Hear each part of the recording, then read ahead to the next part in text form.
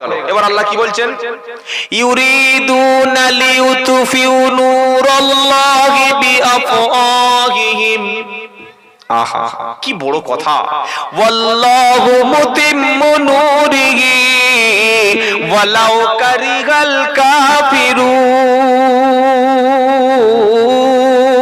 একবার জোরে সুবহানাল্লাহ বলুন।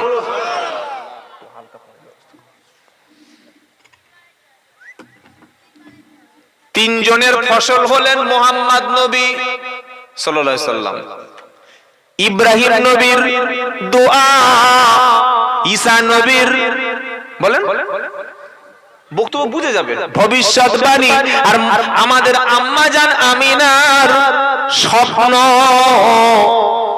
নূর আলো পৃথিবীতে চলে এলো।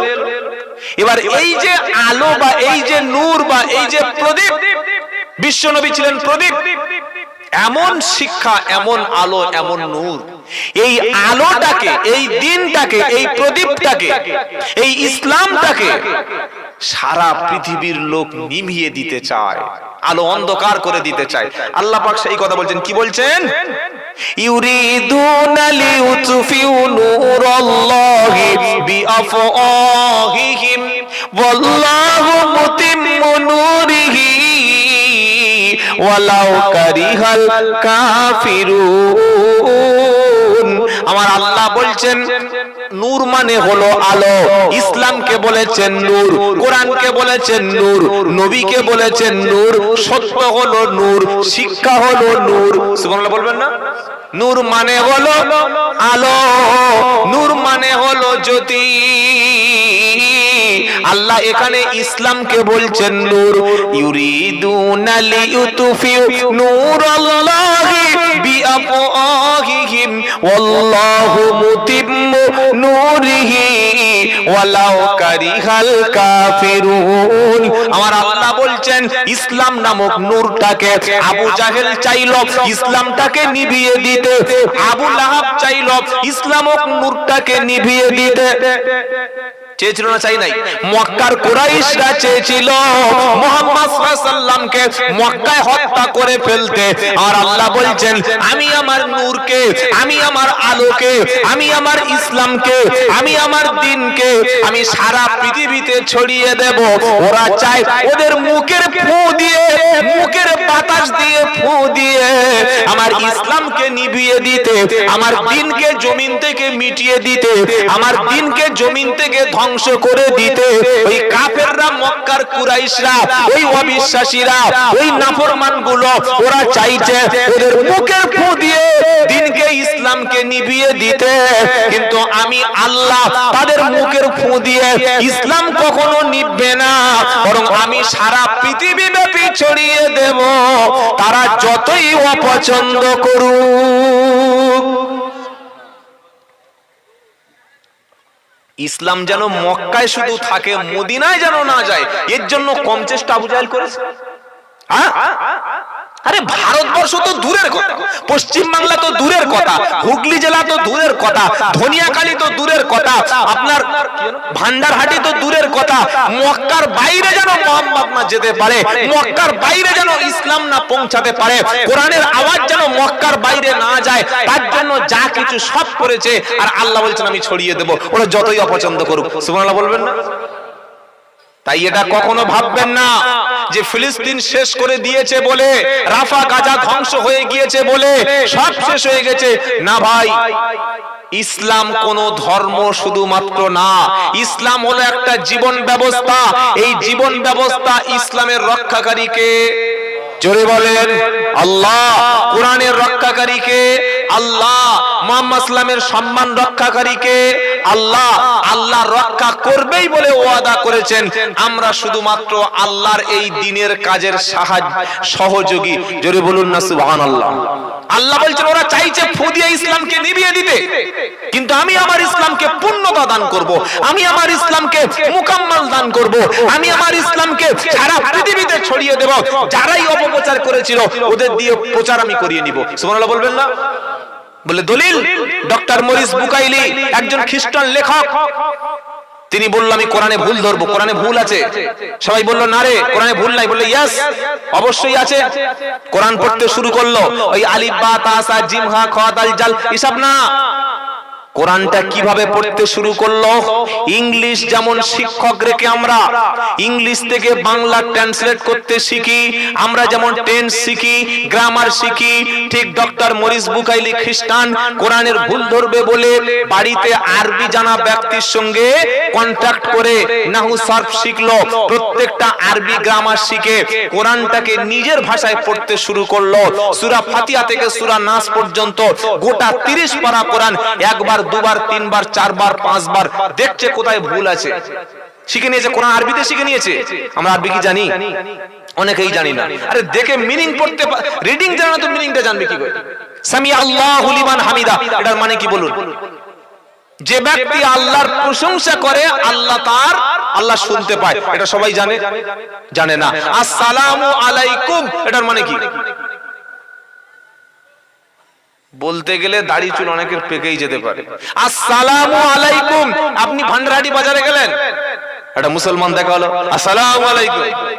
ওয়া আলাইকুম আসসালাম ওয়া রাহমাতুল্লাহ। পাশে একজন হিন্দু ছিল, ওর নাম জয়, আর আপনার নাম হচ্ছে সালাউদ্দিন, একসঙ্গে বন্ধু বান্ধব। তো জয় বলছে সালাউদ্দিন দা, তুমি যে একটা মুসলমানকে দেখে আসসালামু আলাইকুম বললে, ওর মানে কি? তখন ওটা চুলকে মুখ টুক দাড়ি চুলকে বলছে সালাম দিলাম। বলছে সালাম তো দিয়েছো, সালাম আলাইকুম বলেছে আমি তো জানি, মানেটা বলবে না? বলে ওইটা তো জানি না। কি বলছি বুঝতে পারছেন না আমাদের কতটা শিক্ষার অভাব? আসসালামু আলাইকুম এর মানে কি? এর অর্থ হলো আল্লাহ তোমাদের উপরে শান্তি বর্ষণ করুক। এবার বলুন তো, ধরুন এই ডালিম ভাই আমার এই ইমাম সাহেব, ওনার সঙ্গে আমার দেখা হলো, আমি বললাম আসসালামু আলাইকুম, আল্লাহ তোমাদের উপর শান্তি বর্ষণ করুক। এটা এই বক্তব্যটা ভাই বাক্যটা ঠিক আছে না ভুল আছে? একজন ব্যক্তির সঙ্গে দেখা হলো, আমি বললাম আল্লাহ তোমাদের উপরে শান্তি বর্ষণ করুক, এটা ঠিক না ভুল? ধরুন আপনার নতুন জামাই এসছে, বিয়ের 1 সপ্তাহ পরে মেয়ে নিয়ে, আপনি বললেন আসসালামু আলাইকুম জামাই, তোমরা কেমন আছো? জামাই বলল আরে আমি একা এসছি, আর বলছে তোমরা কেমন আছো? এই পাগল শ্বশুর না গেজা শ্বশুর? যখন একা থাকে তখন বলতে হয় তুমি কেমন আছো, যখন অধিক থাকে একাধিক থাকে তখন বলতে হয় তোমরা বা আপনারা কেমন আছেন, এটা বলতে হয় না? তো তখন আপনি বলছেন আসসালামু আলাইকুম মানে আল্লাহ তোমাদের উপর শান্তি বর্ষণ করুক, আর লোক তো একটা। কি বলছি কথা বুঝতে পারছেন? একজন ব্যক্তিকে বলছেন আল্লাহ তোমাদের উপর শান্তি বর্ষণ করুক, কথাটার মধ্যে বাক্যটা ঠিক আছে না ভুল আছে? ভুল। যদি বলি আল্লাহ তোমার উপর শান্তি বর্ষণ করুক, পিটে গেল। কিন্তু যখন বলছি আসসালামু আলাইকুম, যদি বলতাম আসসালামু আলাইকা, তাহলে আল্লাহ তোমার উপর শান্তি বর্ষণ করুক হয়ে যেত। কিন্তু আমি তো সালামে কি বলছি, একজন দেখা হলে আসসালামু আলাইকুম হুজুর, আল্লাহ তোমাদের উপরে শান্তি বর্ষণ করুক। কথাটা ঠিক বললাম না ভুল বললাম? বুঝতে পারলেন না? কথাটা বলেছি ভুল, কিন্তু আসল কথাটা কি? যখন কোন মানুষকে বলি যে আল্লাহ তোমাদের উপর শান্তি বর্ষণ করুক, একজনকে বলি, ওই মানুষ শুধু একা থাকে না, সাথে কি থাকে জোরে বলেন? ফেরেশতা। বান্দার সাথে যখন ফেরেশতা থাকে, বান্দা তখন আর একা থাকে না। একা যখন থাকে না তখন আসসালামু আলাইকুম, আল্লাহ তোমাদের উপর শান্তি বর্ষণ করুক, এটা বললে তখন আর ভুল হবে না। তাই আরবি আপনাকে শিখতে হবে, জানতে হবে। বেসিক যেগুলো ইউজ করি, যে ওয়ার্ডগুলো, শব্দগুলো, এটা অন্তত জানতে হবে। মনে থাকবে ইনশাআল্লাহ। নামাজ পড়তে পড়তে কপাল কালো হয়ে গেছে, কপালে দাগ পড়ে গেছে, এখনো পর্যন্ত দোয়া কুনুত কি জিনিস সেটাই জানে না, সেটা শেখার মতো মানসিকতা নাই। গাড়ি বাড়ি টাকা পয়সা করেছে কিন্তু কিছু জানি না, এটা ধর্ম পালন নয়। এজন্য ইসলাম সবচাইতে শিক্ষার ব্যাপারে আপনার বেশি অধিকার দিয়েছে।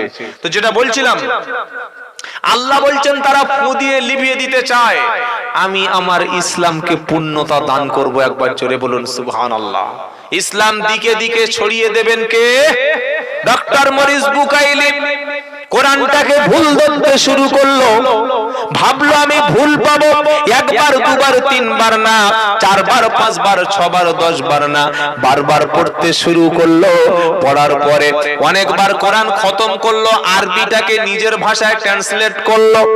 একদিন তিনি সিদ্ধান্ত করলো, আমি আর খ্রিস্টান থাকবো না, এবার আমি কলেমা পড়ে হব আমি মুসলমান।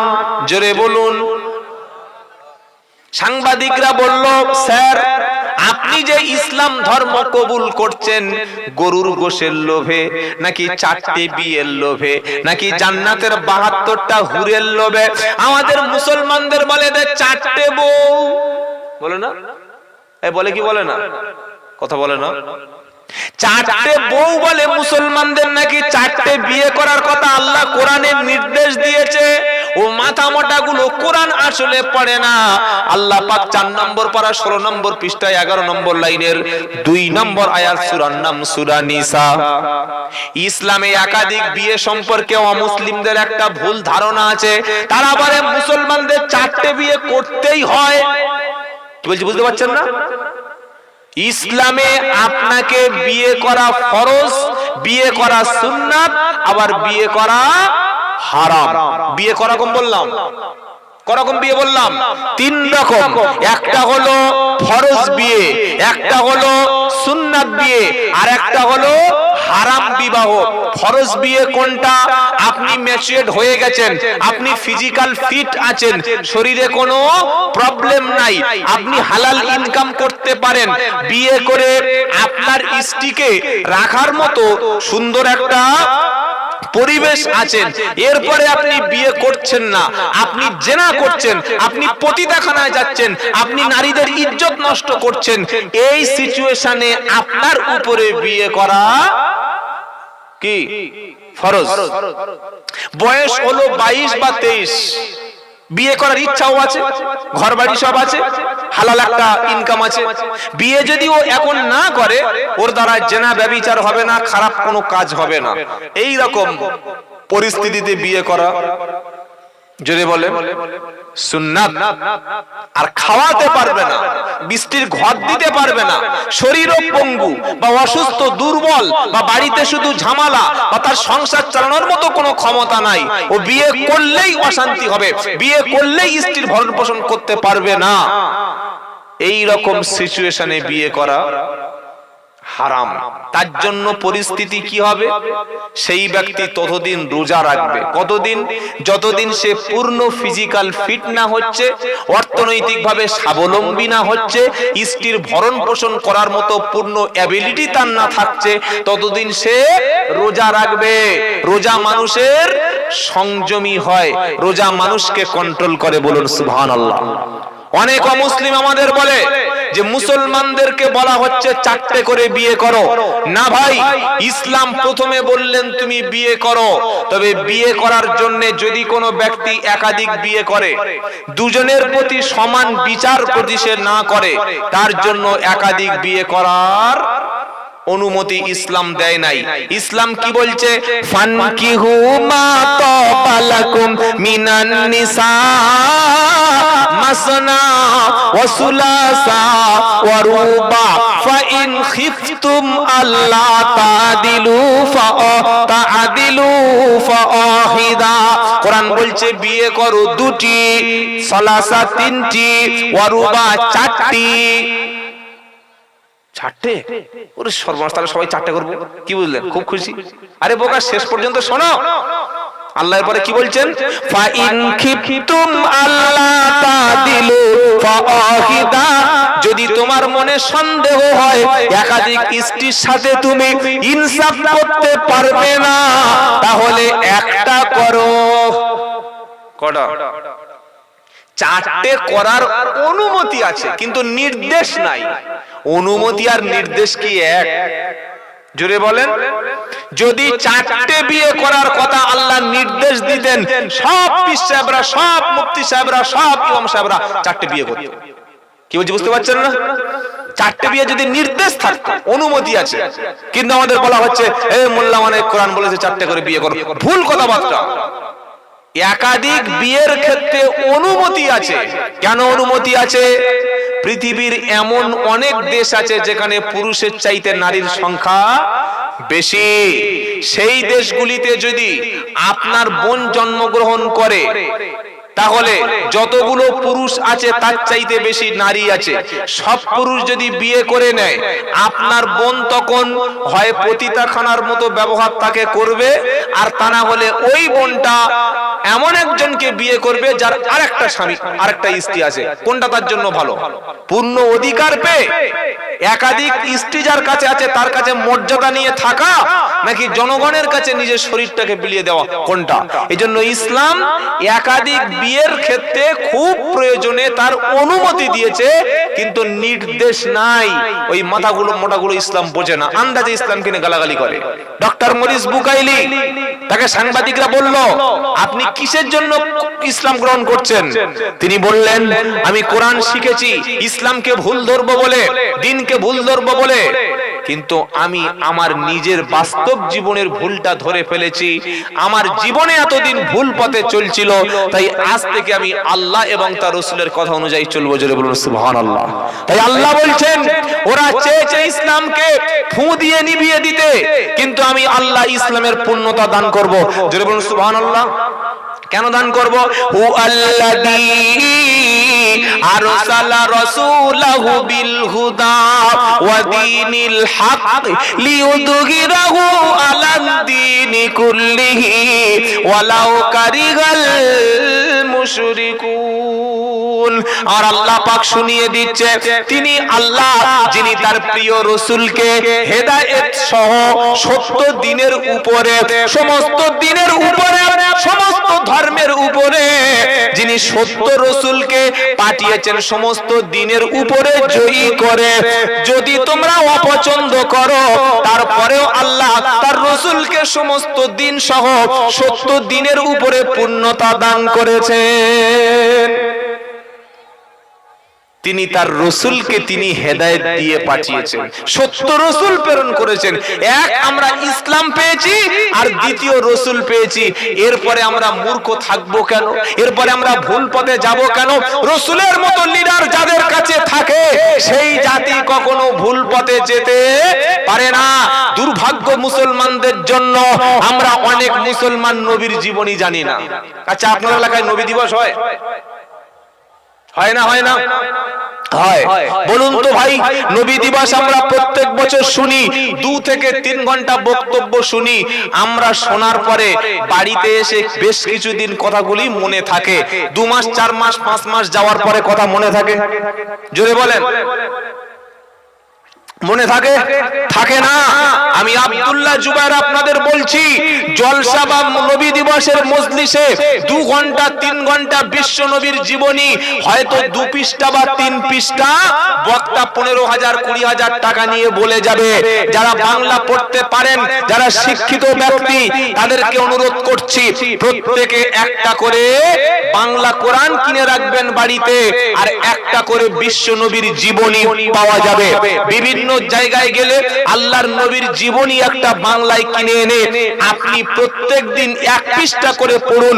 একটা বছর পড়লে বিশ্ব নবীর গোটা জীবন সম্পর্কে আপনার একটা ধারণা তৈরি হয়ে যাবে। জোরে বলুন না সুবহানাল্লাহ। আমরা শুনতে পছন্দ করি, আমরা বক্তব্য শুনতে খুব পছন্দ করি, কিন্তু আমরা পড়তে পছন্দ করি না। আজকের অন্যান্য জাতের মানুষেরা তারা নেতৃত্ব দিচ্ছে, তারা এগিয়ে যাচ্ছে, তার একটা কারণ হলো শিক্ষার দিক থেকে, পড়াশোনার দিক থেকে তারা এগিয়ে। আর আমরা মানুষের পিছনে কাটি মারতে, চায়ের দোকানে বসে লোকের গীবত করতে, লোকের সংসার ভাঙতে, কার ব্যবসাটা ভালো চলছে কাটি করতে, কার সংসার স্বামী স্ত্রী মিল আছে সংসারটা নষ্ট করতে, ভাই ভাই মিল আছে ভাই ভাইয়ের মধ্যে দ্বন্দ্ব লাগাতে, বাপ বেটায় মিল আছে বাপ বেটায় দাঙ্গা লাগিয়ে দিতে, পাড়ার মধ্যে সবাই শান্তি আছে পাড়াটা আগুন জ্বালাতে। এই কাজে বাঙালিরা বেশি এক্সপার্ট আছে। ঠিক বলছি না ভুল বলছি? না ভাই, আপনি মুসলমান মানে আপনাকে পড়াশোনা করতে হবে, কোরআন পড়তে হবে, নবীর জীবনী পড়তে হবে। আল্লাহ পাক তাই বলছেন, ইসলামকে আমি পূর্ণ দান করেছি।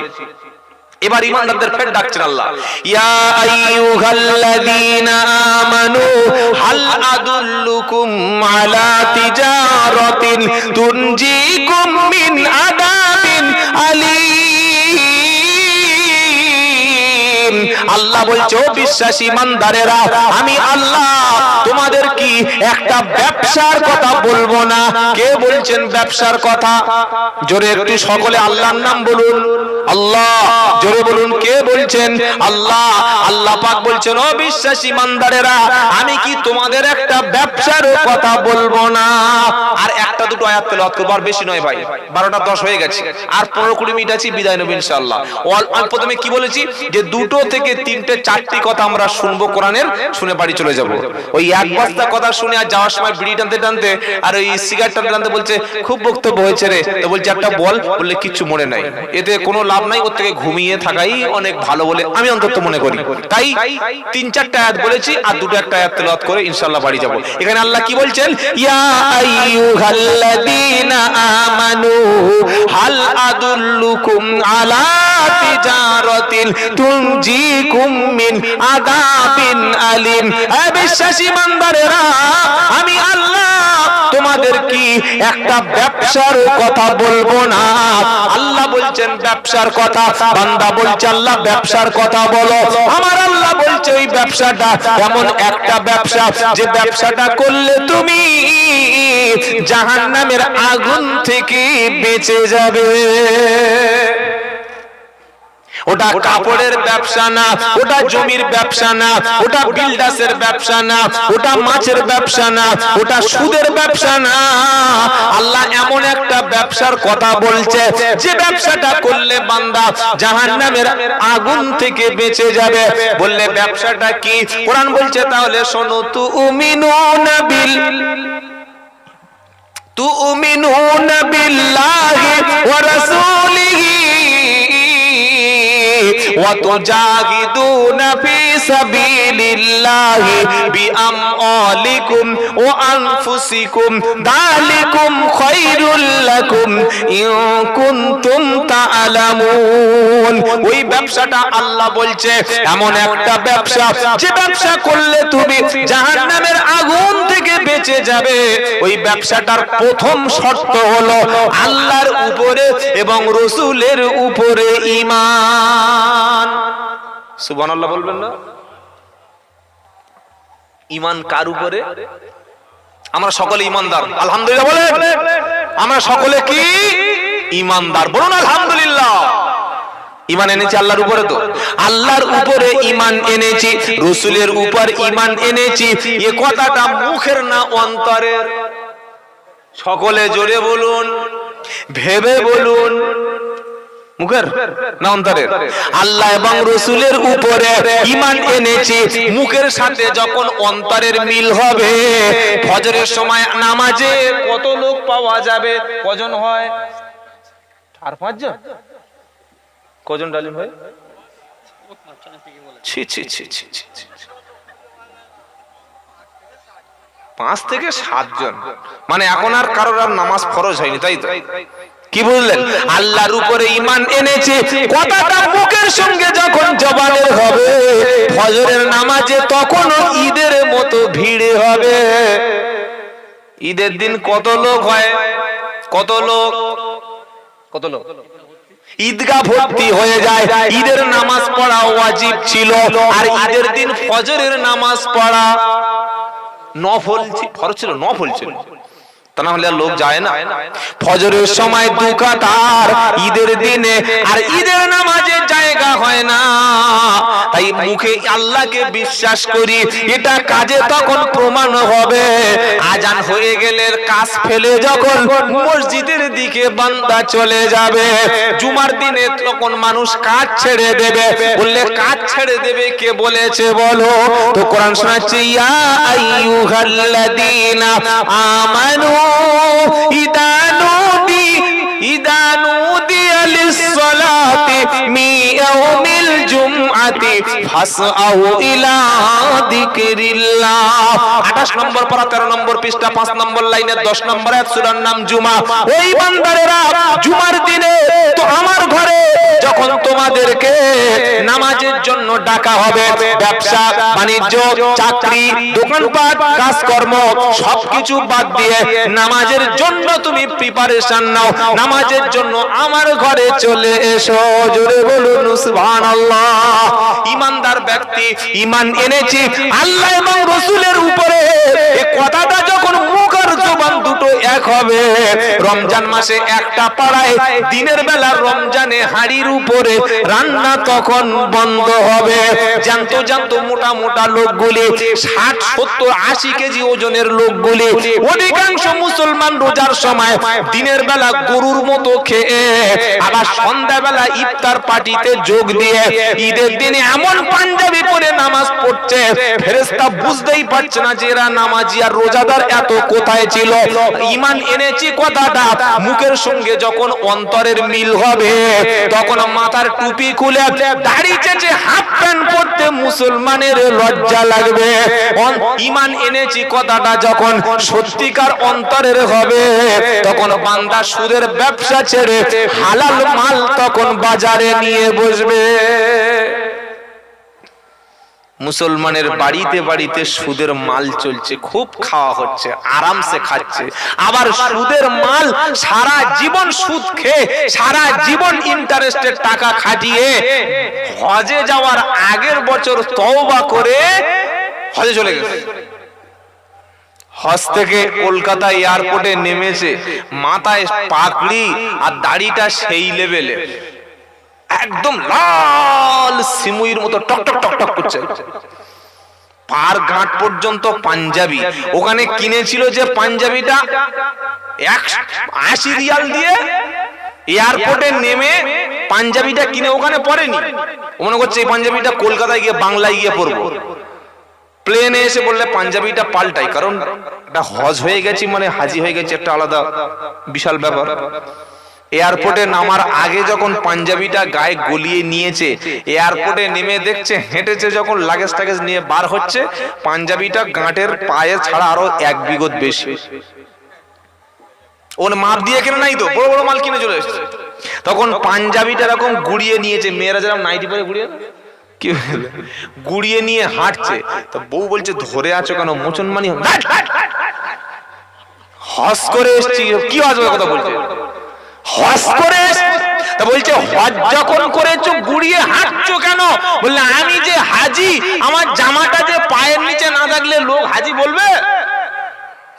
আমার মাথায় যে পাগড়িটা বেঁধেছি লোক আমার হাজি বলবে? ভাই সত্যিকারে তুমি পাঞ্জাবির সাইজ বাড়ালে, দাড়িটা সাইজ বাড়ালে, পাগড়িটা তুমি জড়িয়ে নিলে, হজ করার পরে তুমি কি মনের শয়তানিটা দূর করতে পারলে? তোমার আগে যে চরিত্রটা ছিল, ওই চরিত্রটা কি তুমি যখন শয়তানকে পাথর মারো, তোমার মনের শয়তানটা কি বার হয়েছিল? তুমি যখন হজে গিয়ে কুরবানি করো, তোমার নফসের বিরুদ্ধে, নফসের মধ্যে যে খায়েশাত ছিল, হারাম ইনকামের লোভ ছিল, নারী দেখলে সেদিকে তাকিয়ে থাকার যে মানসিকতা ছিল, ওটা কি তোমার পাল্টেছে? না হজ করে প্রতিদিন চায়ের দোকানে বসে, যে দোকানে মেয়েরা চা করে দেয়, বৌদিরা ভাবিরা ঘুরে ঘুরে মাল সেই দোকানে চা খাচ্ছে? চরিত্র পাল্টেছে? কি বুঝলেন? রোজা করে তোমার চরিত্র কি পাল্টেছে? রমজান মাসে তুমি যেমন খেতে না দিনের বেলায়, রোজা করার পরে তোমার ঈমানটা এমন হবে যে রমজান হয়ে গেলে আর আমি হারাম মাল খাবো না, এটাই তোমার ঈমান বাড়বে। আল্লাহ বলছেন শোনো, এমন একটা ব্যবসার কথা আমি আল্লাহ বলছি, যে ব্যবসা জাহান্নামের আগুন থেকে বাঁচাবে। ব্যবসাটা কি? আল্লাহর প্রতি ঈমান আর রাসূলের প্রতি ঈমান। জোরে বলুন সুবহানাল্লাহ। রাসূলের প্রতি ঈমান এনেছিল সাহাবায়ে কেরাম। আল্লাহর নবী বলেছেন তোমরা হারাম ছেড়ে দাও, মদ ছেড়ে দাও, জিনা ছেড়ে দাও, মিথ্যা ছেড়ে দাও। সাহাবায়ে কেরাম সঙ্গে সঙ্গে রাসূলের কথাটা মেনে নিয়ে, একজন সাহাবা রাসূলের কথাটাকে অস্বীকার করেনি। আজকের আলেমেরা, উলামারা, পীরেরা, বক্তারা, তাবলীগ জামাত, ফুরফুরা, আজানগাছি, কত দল পাড়ায় পাড়ায় এসে, জলসা এসে, মিলাদ মাহফিলে বুঝিয়ে বুঝিয়ে বুঝিয়ে লোকের ঢাক ঢোল পিটিয়ে সব বলে দিয়ে যাচ্ছে, যে কি ছিল তাই, পরিবর্তন নাই। তাহলে কি করে আমি বলছি আল্লাহর উপর ঈমান এনেছি? ঈমান এনেছি এ কথাটা মুখে দাবির সাথে সাথে কাজে আমাকে প্রমাণ দিতে হবে। কাজে প্রমাণ দেওয়ার জন্য আগামী কাল থেকে 5 ওয়াক্ত নামাজ পড়বো, বলুন ইনশাআল্লাহ। বড় কষ্ট লাগলো শুনে। ইমাম সাহেব বললেন, জানি না এটা উনি বলে দিয়েছেন না চাকরিটা আবার থাকবে কিনা জানি না, কি বললেন? কারণ মসজিদ কমিটিতে বেশিরভাগ জালিম লোক থাকে, সারা জীবন হারাম মালটাল কামিয়ে বুড়ো বয়সে দেখছে আর কোন জায়গায় গিয়ে নেতা হতে পারবো না, আর মসজিদ কমিটির কি সেক্রেটারি। যে কোরআন পড়তে পারে না, নামাজ পড়াতে পারে না, নামাজের সূরা ঠিক করে পড়তে পারে না, সেই ব্যক্তি মসজিদ কমিটির সদস্য হয় কি করে? ইমাম চলে গেলে ইমামের অবর্তমানে নামাজ পড়াবেন যিনি, মসজিদ কমিটির দায়িত্বে থাকবেন তিনি। ইমাম আছে, মুয়াজ্জিনের মেয়ের শরীর খারাপ, মুয়াজ্জিন সাহেব দেখতে গেছে। ইমাম সাহেব বলছে, মুয়াজ্জিন সাহেব কোথায় গেল? বলে মেয়ের বাড়ি। ইমাম সাহেব বলল, সেক্রেটারি সাহেব, ক্যাশিয়ার সাহেব তাকবীর দিন। উনি তাকবীর দিয়ে আল্লাহু আকবার, আল্লাহু আকবার, আশহাদু আল্লা ইলাহা ইল্লাল্লাহ, হাইয়া সালাহ, হাইয়া সালাহ, হাইয়া ফালাহ, হাইয়া ফালাহ, কাঁধে কাঁধে মাতে সালাহ, কাঁধে কাঁধে মাতে সালাহ। ছিল কদ কামাতিস সালাহ, কাঁধে কাঁধে মাতিস সালাহ। কতটা অযোগ্যতা, আমাদের শিক্ষার কত প্রয়োজন ভাববেন। তাই মসজিদ কমিটি কিন্তু অযোগ্য ব্যক্তির হাতে তুলে দেবেন না। খুব বড় একটা জায়গা এটা। যোগ্য ব্যক্তি, খোদাভীরু ব্যক্তি, পরেশগার ব্যক্তি 10 বছর মসজিদের ক্যাশিয়ার একটা হিসাব পর্যন্ত দেয়নি। লোক বলছে, ক্যাশিয়ার সাহেব হিসাব দাও, বলছে আগের কমিটির হিসাব দাও। কে বুঝবে বলবে? কে তার সঙ্গে লড়বে? আগের ক্যাশিয়ার হিসাব দাও, আমি হিসাব দেবো। কিছু বুঝতে পারছেন না? ইমামের বেতন আমি সব জায়গায় বলি, বর্তমান প্রেক্ষাপটে একটা ইমামের 10 থেকে 12,000 টাকা না দেয়া মানে ইমামের উপরে জুলুম করা, বেইনসাফ করা। আপনার যদি যোগ্যতা থাকে আপনি 7জনই নামাজ পড়ান। জুমার দিনে যে কোনো মৌলভী সাহেবকে 500 টাকা দিলে নামাজ পড়ে চলে যাবে, ইমাম রাখার দরকার নাই। যদি দেন ভালো বেতন দেবেন, ভালো বেতন দিয়ে ইমামের কাছ থেকে কাজ করিয়ে নেবেন। কি কাজ? মুরগি জবাই, ছাগল জবাই, গরু জবাই, বিয়ে পড়ানো, এই তাই তো নাকি? না ভাই, আপনার মহল্লার প্রত্যেকটা বাচ্চাকে কোরআন শিখাতে, নামাজ শেখাতে ইমাম সাহেব তিনি বাধ্য থাকিবেন। এটা তার রেসপন্সিবিলিটি, তার দায়িত্বের মধ্যে এটা পড়ে। ইমাম যদি শুধু মাইনে নিয়ে খেয়ে ঘুমিয়ে থাকে, মহল্লার মানুষ কোরআন না জানে, বাচ্চারা যদি কোরআন না শেখে, এর ব্যবস্থা যদি ইমাম আর মসজিদ কমিটি না করে, কিয়ামতের দিন আল্লাহর কাছে কিন্তু দায়ী হয়ে যেতে হবে। কি বলেছি কথা মনে থাকবে? সেজন্য প্রত্যেকে ইমামের সঙ্গে সম্পর্ক রাখবেন, মসজিদের সঙ্গে সম্পর্ক রাখবেন। তা না হলে যেদিন আমাদের সামনে এসে গেছে, আপনারা প্রত্যেকেই সচেতন দেশপ্রেমিক নাগরিক, আপনারা সবাই জানেন আমাদের পার্লামেন্টে গায়ের জোরে হোক আর যেভাবেই হোক, ওয়াকফ বিল যেটা পাশ করে আইনে পরিণত করা হয়ে গেছে। আপনার মসজিদ কিন্তু এখন আর আপনার মসজিদ নয়, আপনার মাদ্রাসা এখন আর আপনার মাদ্রাসা নয়, আপনার ঈদগাহ এখন আর আপনার হাতে নাই, আপনার কবরস্থান কিন্তু আপনি এখন বলতে পারবেন না যেটা আমাদের কবরস্থান। যত ওয়াকফ সম্পত্তি আল্লাহর কাছে লিল্লাহ খাস করে দেওয়া সম্পত্তি, এগুলি তারা দখল করার মতো আইন নিয়ে চলে এসেছে, পাশ করে নিয়েছে। তারা বলছে যেটা মুসলমানদের ভালোর জন্যই করেছে। যারা গোমাংস খাওয়ার অপরাধে মানুষকে পিটিয়ে মারে, যাদের পার্লামেন্ট সদস্যের মধ্যে একটাও সংখ্যালঘু মুসলিম নাই, যারা আজান দেওয়ার জন্য মুয়াজ্জিন সাহেবকে মেরে দেয়, মাইক পর্যন্ত খুলে নেয়, তারাই সংখ্যালঘুদের কল্যাণে এই আইনটা এনেছে। এটা কোনোদিন বিশ্বাস কেউ করবে? শিয়াল যদি কোনোদিন বলে, শিয়াল বোঝেন তো আপনারা, শিয়াল যদি বলে রাত্রেবেলা বাড়ির মালিক মুরগিগুলোকে ধরে রেখে মুরগির স্বাধীনতার হস্তক্ষেপ করছে, শিয়াল ঠিক কথা বলছে তো? শিয়াল ঠিক কথা বলছে তো? এটা যেমন অসত্য, ধোঁকাবাজি, চিটিংবাজি। যারা বলছে আমরা ওয়াকফ বিল আইন পাশ করে মুসলমানদের উন্নতি করব, তাদের মতো মিথ্যাবাজ, ধোঁকাবাজ পৃথিবীতে আর কেউ একটাও নাই। তাই ভাই, প্রত্যেকটি জায়গায় প্রতিবাদ হচ্ছে গণতান্ত্রিক পদ্ধতিতে, শান্তিপূর্ণভাবে বিভিন্ন জায়গায় যে প্রতিবাদ হচ্ছে। আপনার মসজিদ যদি না থাকে, আপনার কবরস্থানটা যদি বেদখল হয়, এবং হয়েছে ইউপিতে 300 বছরের পুরাতন কবরস্থান, 20 একর জায়গা, মানে প্রায় 60 বিঘের মতো জায়গা, 300 বছরের কবরস্থানকে তারা বুলডোজার দিয়ে ধ্বংস করে দিয়েছে এই দেশ বিরোধীগুলি, এই জঙ্গিগুলি। তাই আমরা দেশপ্রেমিক মুসলিমরা সাংবিধানিক অধিকার পালন করে প্রত্যেকের বলে যাচ্ছি ঈমানি দায়িত্ব, আগামী 26শে এপ্রিল কলকাতার ব্রিগেড ময়দান, হুগলি জেলার মুসলমানেরা 34 বছর আমরা বামেদের জন্য ব্রিগেড ভরিয়েছি না ভরাই নাই?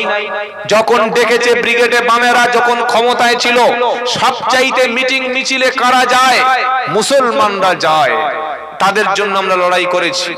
এই 2011 সাল থেকে আমরা নিয়ে মমতা ব্যানার্জির জন্য, কংগ্রেসের জন্য তারপরে করেছি, দিদির জন্য করেছি, আবার যারা ক্ষমতা আসবে তাদের জন্য করব। আপনার মসজিদ, আপনার মাদ্রাসা, আপনার ওয়াকফ সম্পত্তি, আপনার কবরস্থান আর ঈদগাহ, আপনার পিরাত্য সম্পত্তি, এগুলি জোর জবরদখল করে তারা আম্বানি আদানির হাতে তুলে দেবে। আপনার কবরে আপনি দাফন হতে পারবেন না, আপনার মসজিদে আপনি নামাজ পড়তে পারবেন না। এটা জেনে কি আপনি চুপ থাকবেন? প্রতিবাদ করবেন না? এই প্রতিবাদ একা করলে হবে না।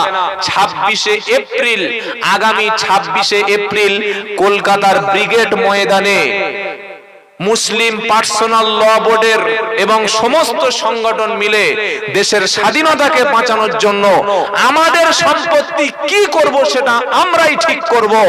এই অধিকারের জন্য প্রত্যেক শিক্ষিত, সচেতন, দেশপ্রেমিক মুসলিম নাগরিক সবাইকে বলে যাচ্ছি, 26শে এপ্রিল আপনারা কলকাতার ব্রিগেড ময়দানে, একান্ত যদি খুব জরুরি কাজ না থাকে, ঈমানি দায়িত্ব হিসাবে 26শে এপ্রিল ব্রিগেডে যাবেন। বলুন ইনশাআল্লাহ। শান্তিপূর্ণভাবে দেশের জাতীয় পতাকাকে সামনে নিয়ে মিছিল করতে করতে আমরা ব্রিগেডে এই দেশ বিরোধী যারা আমাদের সম্পত্তিগুলো দখল করে আমাদেরকে রোহিঙ্গা এবং ফিলিস্তিনিদের মতো নির্যাতন করতে চায়, আমরা আবার বুঝিয়ে দেব যে ভারতবর্ষ সবার, প্রত্যেকটা নাগরিকের ভারতবর্ষ এককভাবে কোনো দলের, কোনো ব্যক্তির নয়। ইনশাআল্লাহ বলেন ইনশাআল্লাহ। অনেক কথা আলোচনা করেছি, সকলে আমরা মিল মোহাব্বতের সঙ্গে থাকব, আমরা 5 ওয়াক্ত নামাজ পড়ব, বাপ মার খেদমত করব, আমরা সকলে একে অপরের প্রতি লক্ষ্য রাখব, তথা আমরা দেশের সাম্প্রদায়িক সম্প্রীতি রাজ্যের বজায় রাখব। বলুন ইনশাআল্লাহ।